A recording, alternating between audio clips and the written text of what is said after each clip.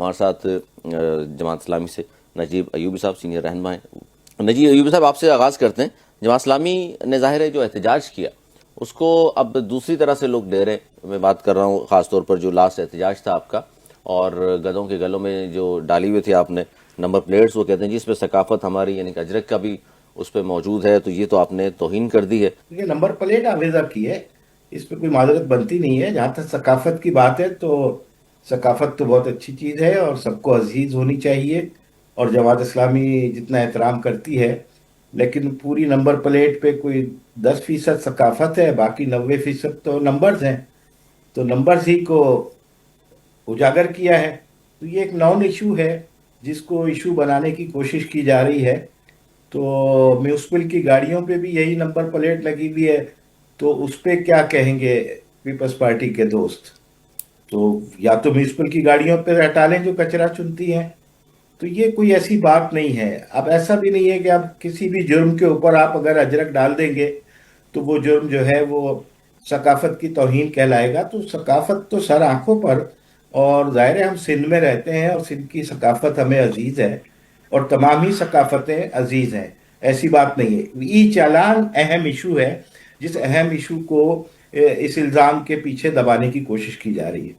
تو ایسا مسئلہ نہیں ہے، اصل میں 5,000 10,000 50,000 تک کے یہ جو چالان ہے، چالان کیے جانے چاہیے تاکہ حادثات میں کمی آئے۔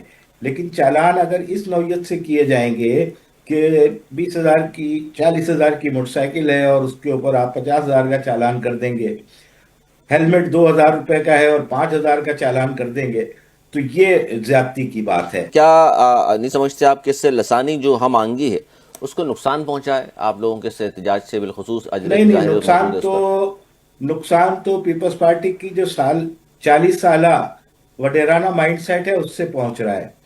تو سندھ کے اندر درجنوں کیسز میں بتا سکتا ہوں کہ جو وڈیروں کے ظلم کا شکار ہوئے خود سندھی تھے، تو جن کی مدد جو ہے وہ جماعت اسلامی نے کی۔